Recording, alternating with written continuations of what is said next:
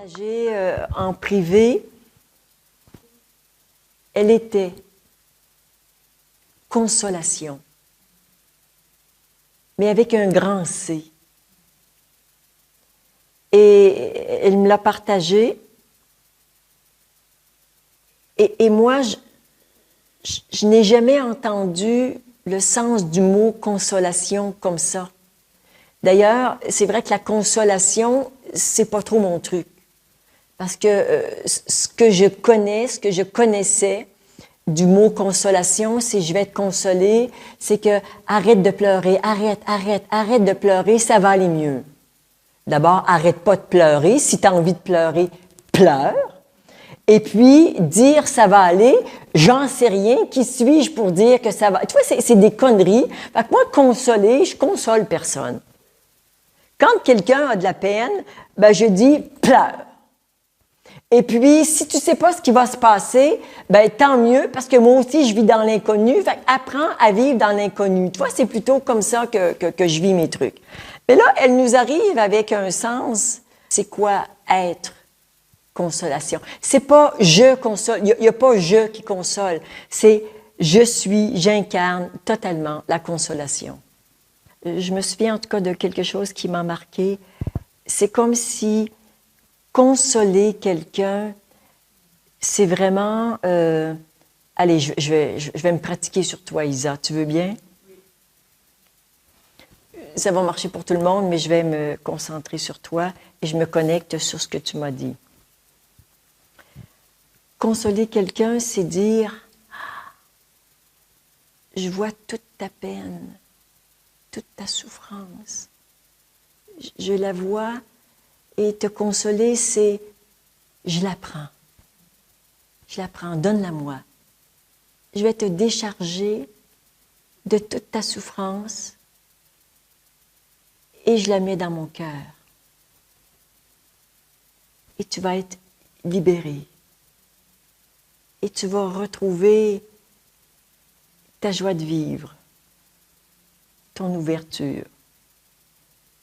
Et tu vas te sentir déchargé, soulagé et libre. »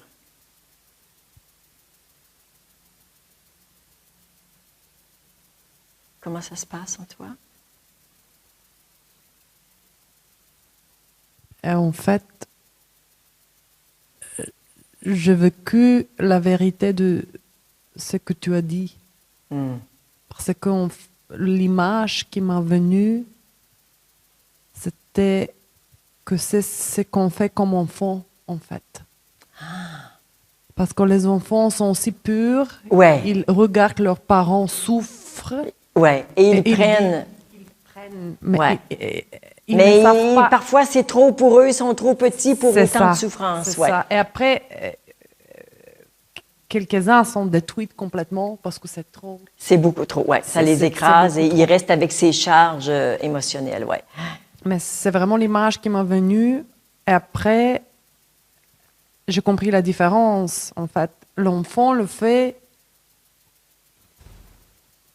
parce que son filtre, en fait, c'est vraiment ce qu'il vient. Je le fais pour mes parents. Vraiment prendre toute leur souffrance. Et j'étais aplatie complètement. Et quand on fait la même chose, mais sur un autre niveau de conscience, on peut donner quelque chose à quelqu'un sans prendre les dégâts à soi-même. C'est ça la différence qui est absolument énorme et extrême, bien sûr. Parce que tu peux donner et rester complète. Et pour enfant, c'est complètement différent. Ouais. Et quand on est grand et qu'on est conscient et qu'on est vraiment présence et ouverture, on peut aller chercher la charge. Moi, je l'ai fait de cette manière. Philippe le fait d'une autre manière. On a tous une manière un peu différente de transmuter. Mais c'est de dire, je vois ta souffrance et te consoler. C'est juste aller chercher ce qui te rend sombre, triste et le libérer. Et après, ben voilà, tu tu es libre. C'est un geste d'amour. Ça n'a rien à voir avec ce qu'on apprend socialement de « je vais te consoler ». C'est tout à fait autre chose. Merci. C'était magnifique. Oui. Ouais. Oui. Et c'était vrai pour toi et pour l'ensemble. Oui, oui. Et bien sûr, il y a des moments où on est avec une personne qui est dans un tel niveau de souffrance qu'on veut rien lui expliquer, qu'on veut rien lui demander de faire. On va juste dire, je vais le prendre. On se parlera plus tard si tu as envie, mais il n'y a pas possibilité de faire autre chose. Idéalement, vous apprenez à le faire et vous apprenez aux autres à le faire de sorte que tout le monde soit capable de le faire, mais il y a des circonstances où c'est pas ça, c'est je prends, terminé, on n'en parle plus. C'est gratuit, c'est... La vie m'utilise pour aller chercher une charge qui t'encombre. Je la fais passer. Moi, je souffre pas quand je fais ça. C'est plein d'amour. Et même, il y a quelque chose que ça me donne en plus quand je fais ça. Là, tu vois, je le fais, j'en ai pris une certaine charge. Je voudrais dire que ça me fait rien. C'est pas vrai. Ça me fait un truc en plus. Je l'ai pas fait pour ça, mais on a l'air généreux. Et finalement, ben non, c'est pas ça. On reçoit beaucoup plus que ce qu'on donne. Ouais. As-tu quelque chose à ajouter par rapport à ce qui s'est passé? Non, non. Non, je me suis dit, mais pourquoi est-ce qu'elle me demande d'en parler puisqu'elle le fait si bien? Quand tu l'as fait, c'était ça en fait. Ouais, ça va. Tu m'as fait fondre là. Là, c'est revenu. Tac, tac. Ouais. C'est beau. En tout cas, moi, ça a réhabilité en moi ce mot consolation. C'est beau, hein? Ah là là. Consolons-nous les uns les autres. Ouais. Ouais. Sachant qu'il n'y a pas de... Comment dire? C'est pas réducteur d'être parfois avec quelqu'un, de rien faire d'autre. Il n'y a rien à expliquer. Il n'y a pas d'enseignement. Il n'y a pas de changer de système de croyance. Il y a juste, ça va pas, OK, je prends, ça va aller mieux. Terminé. Parfois, c'est aussi simple que ça. Quand on est capable d'aider la personne, on le fait. Voilà. Interpellée par la définition de la consolation, parce que j'ai un vécu différent par rapport à la consolation. Et cette forme de consolation, je ne sais pas la différencier avec celle du sauveur. Ça, c'est un premier point. Et moi, je me sens consolée quand justement... je bascule, comme tu le disais tout à l'heure, dans les émotions, etc. Je me branche sur la matrice. Et quand il peut y avoir juste quelqu'un à côté qui reste connecté à la présence et qui me permet d'y retourner, en fait. Pour moi, c'est ça, me sentir consolée. Oui. Je ne fais pas le lien entre le mot consolation et ce que tu viens d'évoquer. Notamment quelqu'un, bon, tu es dans une souffrance, plusieurs choses sont réveillées, quelqu'un reste juste en présence pour te permettre de revenir à la présence. Et donc, je quitte cet espace émotionnel souffrant pour revenir dans ma présence non souffrante grâce à la présence de l'autre. OK. Et ça, pour toi, ça contribue à ta définition du mot consolation? Oui. Pour moi, être consolé, c'est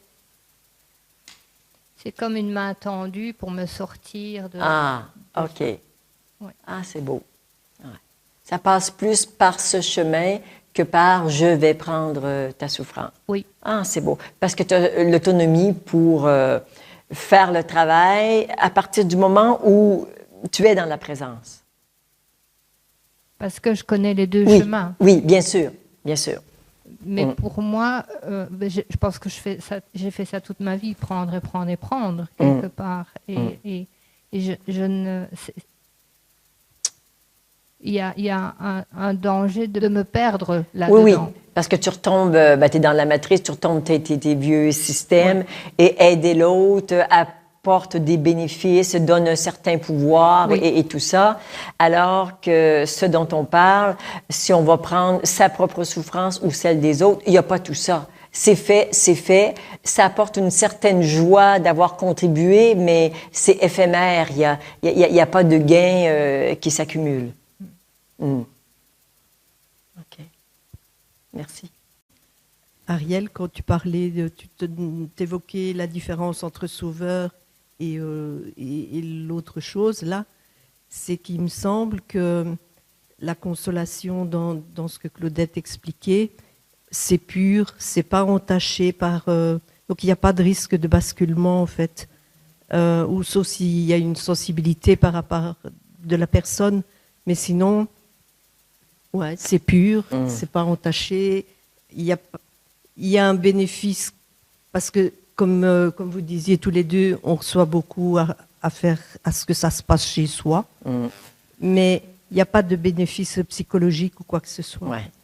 Il n'y a pas de bénéfice psychologique, c'est bien dit, ça clarifie. Merci. Je ne suis pas quelqu'un de meilleur. Je suis pas quelqu'un de meilleur quand j'ai fait ça. Je l'ai fait, ça me met en joie, et 30 secondes après, c'est fini, c'est passé. Oui, ça c'est fait, oui. C'est impersonnel.